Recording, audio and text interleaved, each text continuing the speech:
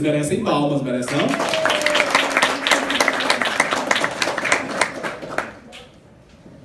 Bom dia, eu sou Arthur Levi e sou um milagre. Não era para eu ter nascido. Oi, eu sou o André e eu sou um milagre, por causa que era para eu ter nascido com síndrome de Down e com problema cardíaco. Agora eu chamo meus pais para contar a história desses milagres.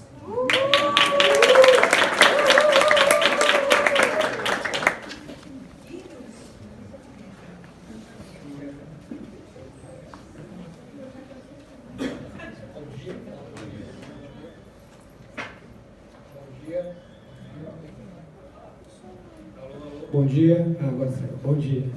Para quem não me conhece, meu nome é Albert. É um prazer estar aqui. Esse culto.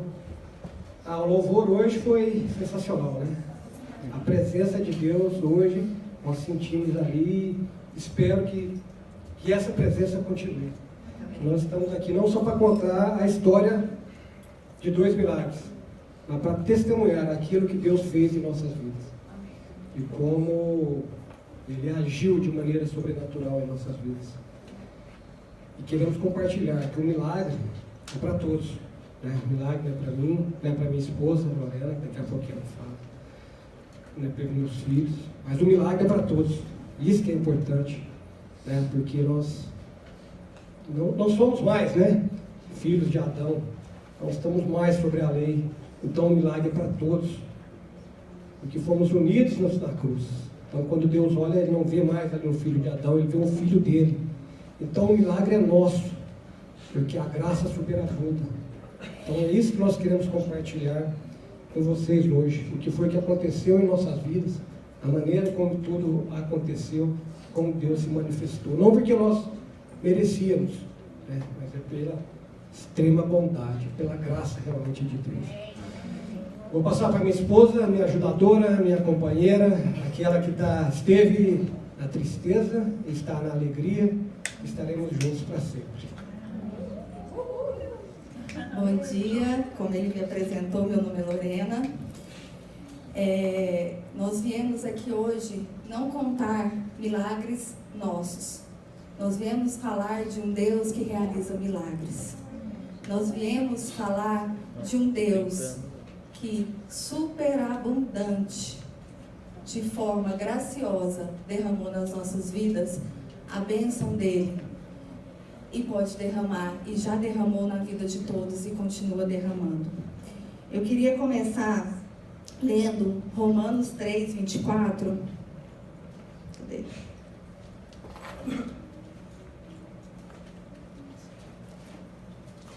Sendo justificados gratuitamente pela sua graça, pela redenção que há em Cristo Jesus. Quero ler também Romanos 11, 6.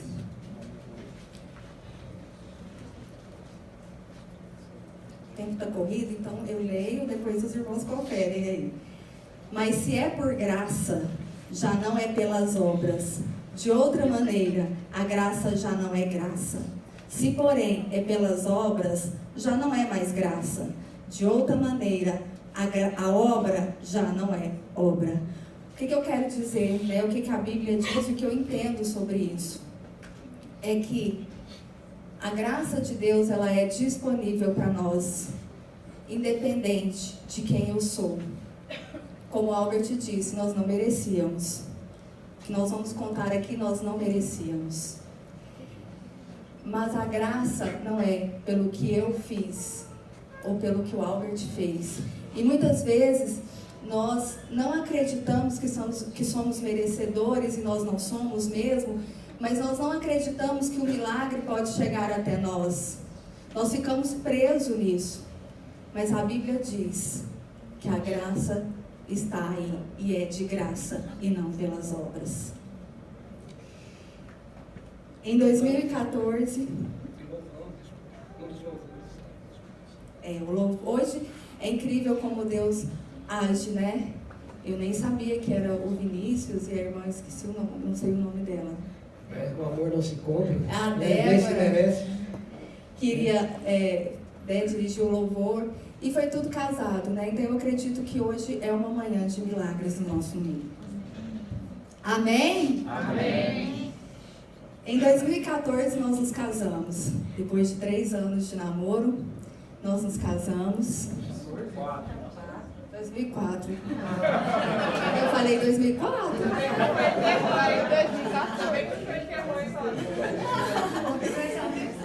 Gente, ainda bem, tá todo mundo prestando atenção. Foi só para ver se vocês estavam prestando atenção.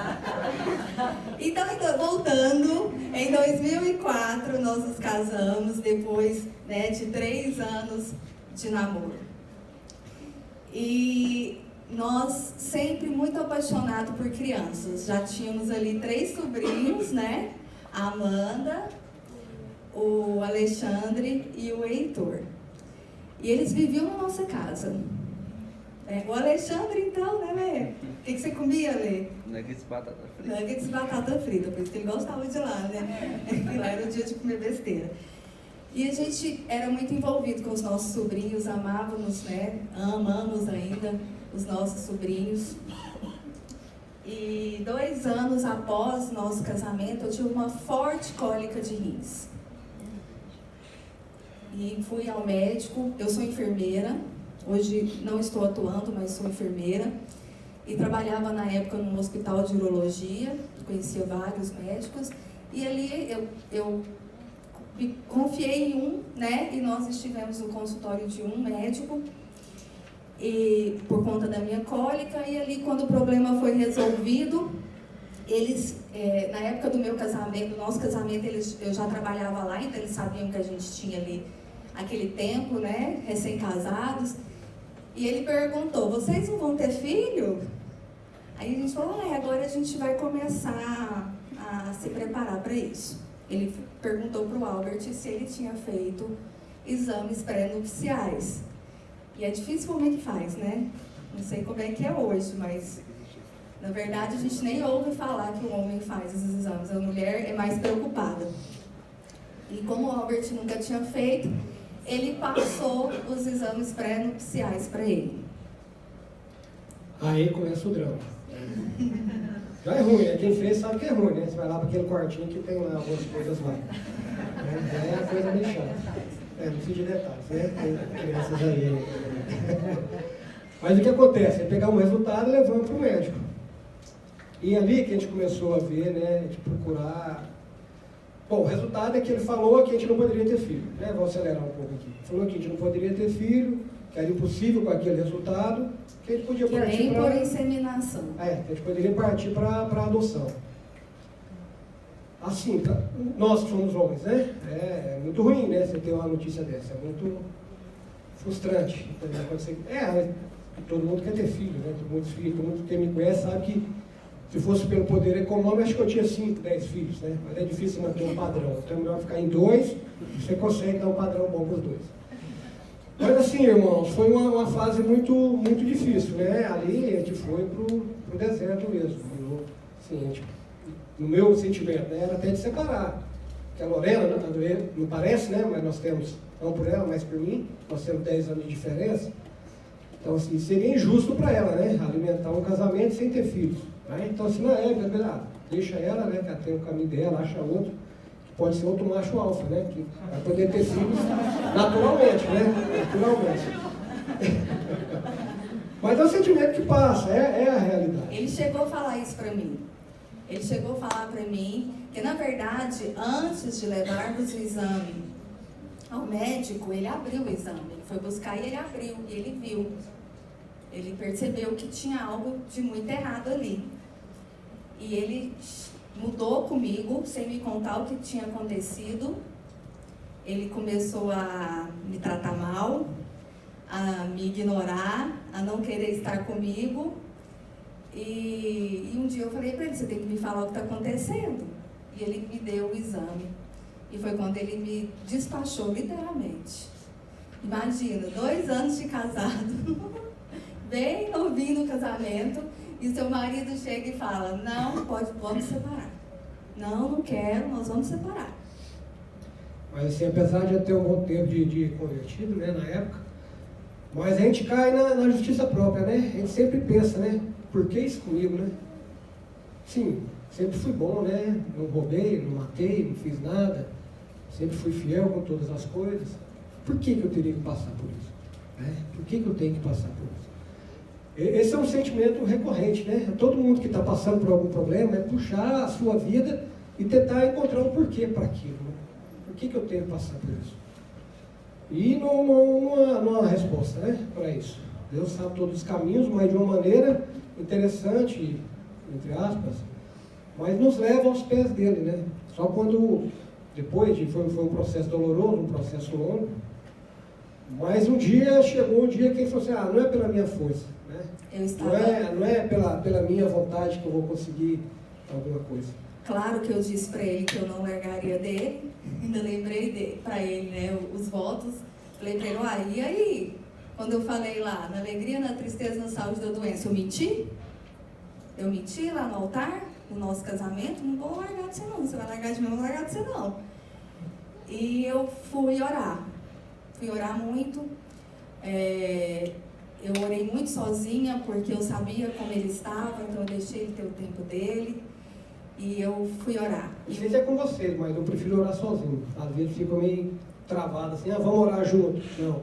Às vezes eu prefiro orar sozinho, que eu consigo ter uma intimidade maior com Deus. Né? Mas é de cada um. E aí, um dia à noite, na nossa casa, eu acordei de madrugada e eu tinha comprado um DVD novo. Naquela época era novo, né? Nossa. Só tem 2 minutos? E aí eu corri para fui assistir esse DVD porque eu estava ali acordada. E eu não sei se os irmãos conhecem o DVD do Diante do Trono, que chama A Esperança. E tem uma música muito linda. Enquanto eu falo, o Heitor vai falar bem baixinho, Heitor, que não vai dar nem tempo de passar. E essa música, tem a letra também. Essa música foi usada por Deus para falar comigo ali naquela noite. A letra tá pequena, eu não enxergo ali. Mas a música, ela diz assim: quando estou só e o choro parece querer chegar, um sentimento de temor, como será o amanhã que eu não vejo e quer me assustar? Oh meu Deus, ajuda-me a confiar. Quando os sonhos se frustram ou parecem não se realizar, quando as forças se acabam, tudo que eu sei é te adorar. E ali eu aprendi que, a duras penas, que adorar o Senhor não é cantar, não é só cantar. Não é só louvar, mas é entregar. A maior adoração que eu aprendi ali, para mim, era me entregar a Ele. E deixasse que aquela situação Ele resolvesse. E que se fosse para eu ter filho, amém, mas que se não fosse para eu ter filho, Ele continuava sendo meu Deus. E ali veio uma presença muito grande de Deus. Eu acordei o Albert e pedi para que nós fizéssemos uma oração de entrega ali naquele momento e que nós adorássemos o Senhor. Irmãos, adorar o Senhor quando está tudo bem é muito fácil. Você ajoelhar e dizer para Deus: eu te agradeço por essa situação, é muito difícil. Mas nós fizemos. Mas é libertador também. Porque quando você consegue descansar ali no Senhor,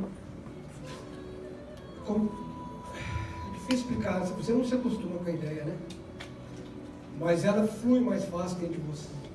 Quando você realmente consegue, porque não é pela sua força, mas você consegue confiar em Deus. Saber que Ele tem o melhor para você. Pode ser o que você não quer, né? Pode ser que não fosse o milagre que a gente esperasse. Pode ser que Ele não nos desse o filho ali. Mas é confiar que Ele tem o melhor para nós. Às vezes o caminho não é o que a gente quer, mas só Ele sabe o que está à frente, o que vai ser na nossa vida.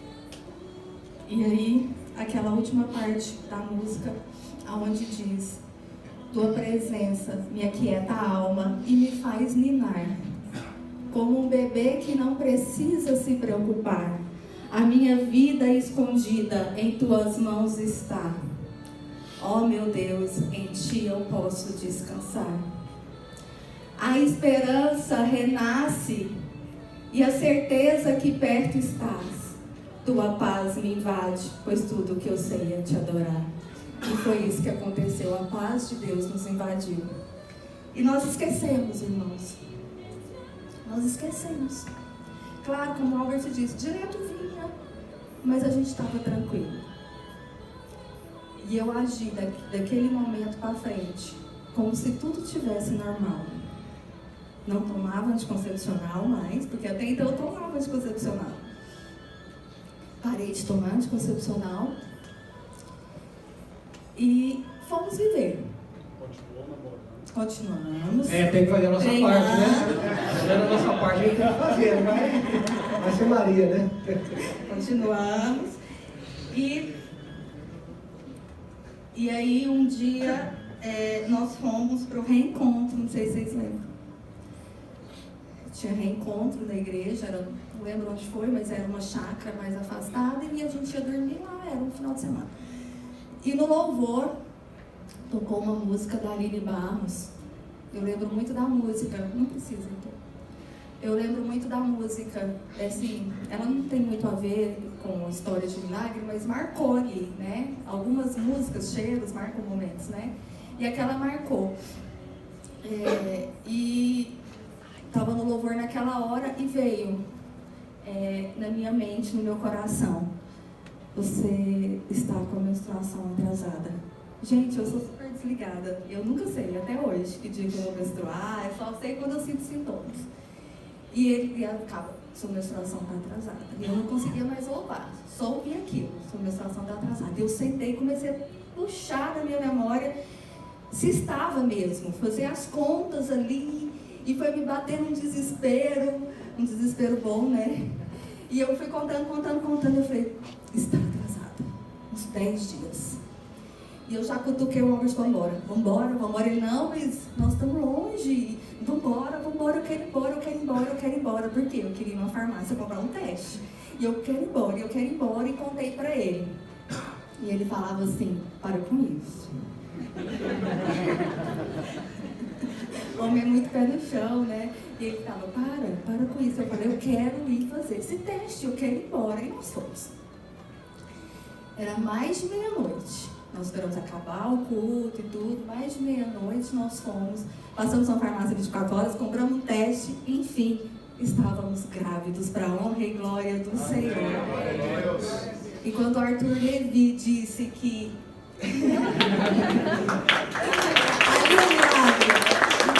E quando o Arthur disse, né, que ele não era para ter nascido por isso. Porque Deus nos deu a graça de um filho. E aí, pode ficar sentado, Sérgio, espera um pouquinho. E aí, eu mandei da oportunidade. Tá acabando, tô na metade. Aí, gente... Nasceu o primeiro. Agora eu tenho que contar dos segundos, senão ele vai ficar enciumado, não é? Eu tenho que contar. E aí, 2 anos depois... Quer continuar? 2 anos depois... a gente queria um outro filho, porque a gente acreditou que tinha sido curado. Agora nós vamos encher essa casa. E vamos fazer o segundo filho. A gente queria uma diferença de 2 anos, mas demorou 1 ano para eu engravidar novamente. Era assim, teste, né? Mas a gente estava tranquilo, bem tranquilo na época, porque a gente sabia que Deus era o mesmo Deus. É o mesmo Deus. Desde lá, de Abraão, Moisés, Davi, o que nos deu Arthur, era o mesmo Deus. E engravidamos 2 anos depois. E meu esposo, ele é funcionário público federal, viaja muito. Naquela época, então, viajava muito mais, né? E fui fazer um exame de rotina com 12 semanas, isso quer dizer 3 meses de gravidez. Ele tinha o dia certo de fazer, a gente sempre fazia as ultrassons juntos, mas nesse dia, como o dia era a data marcada e ele não estava, eu não podia, não tinha opção, fui sozinha. E o exame chama translucência nucal, onde mede a gordura da nuquinha do neném. Incrível, né, gente? Aí no exame mede isso. E se der aumentado, ele indica síndrome de Down e ou problema cardíaco. Não me lembro valores, eu até tentei ver se eu tinha essa ultrassom ainda, mas não sei. Eu sei que o valor era X e o valor que deu foi 3 vezes mais. Eu saí sozinha daquela ultrassom desesperada. E no primeiro momento eu falei, eu não vou acreditar nisso. Nessa época, é incrível, Deus vai colocando a gente até para trabalhar nos lugares certos. Eu trabalhava na maternidade, sou enfermeira obstetra, trabalhava na maternidade e conheci ali vários médicos, inclusive de ultrassom. Fui atrás dos conhecidos, quero fazer um ultrassom hoje.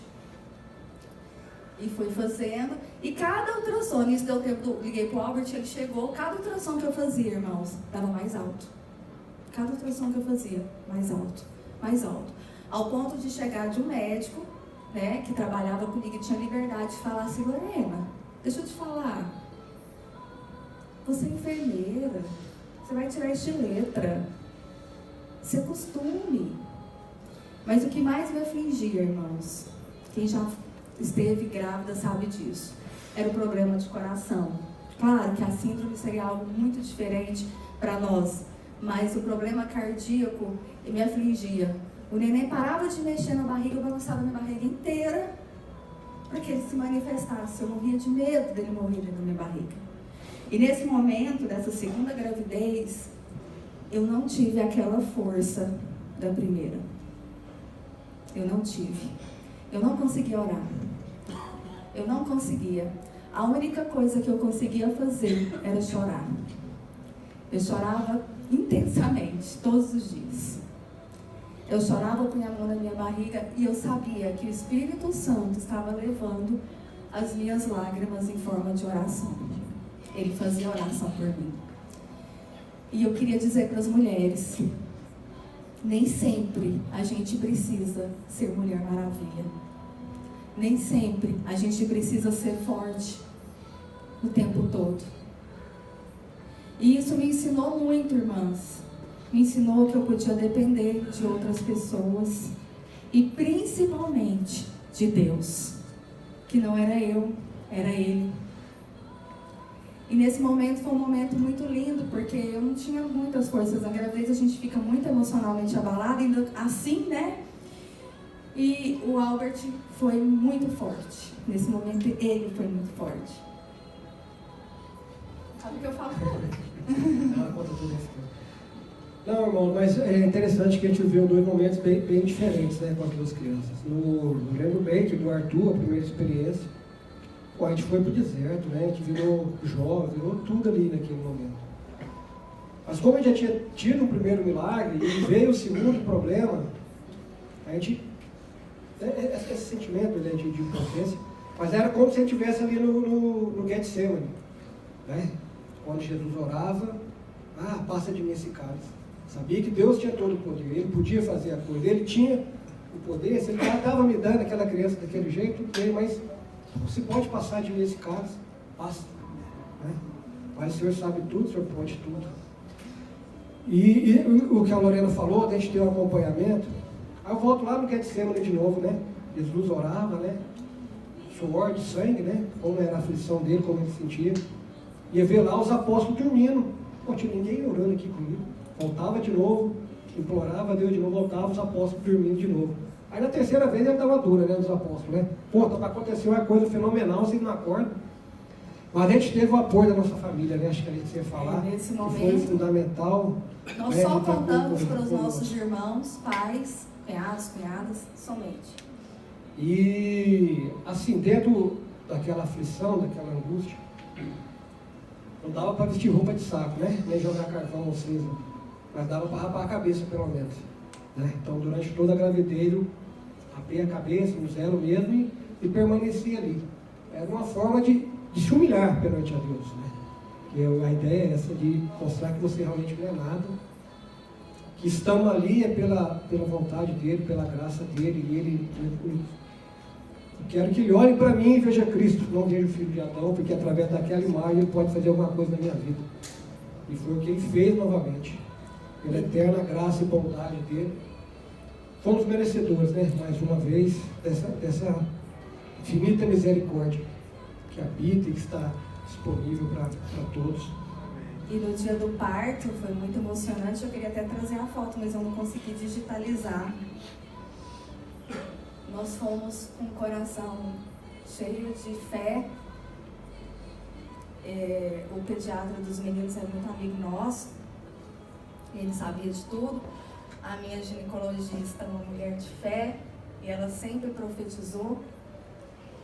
E na hora do parto, que a ginecologista tira o neném, entrega para o pediatra. O pediatra fez uma avaliação rápida das características. E como tinha um risco grande de ter problema cardíaco, existia ali também um pediatra, um cardiologista, pediatra. E foi feita umas análises, avaliações, e eu nunca vou me esquecer dele vindo com o André no colo e me mostrando e dizendo: ele não tem nada. Glória a Deus. Amém. Eu vou botar aqui esse 110 e o André 220. É elétrico. E nós temos vários milagres para contar para vocês, mas o Sérgio não vai deixar. Mas eu quero dizer para os irmãos que eu não sei qual o seu milagre, o que você precisa. Eu não sei. Você sabe. Quero dizer para vocês que o mesmo Deus que fez isso com a gente é o mesmo Deus que está aqui hoje. Como eu senti aqui hoje, é o mesmo Deus que está aqui hoje.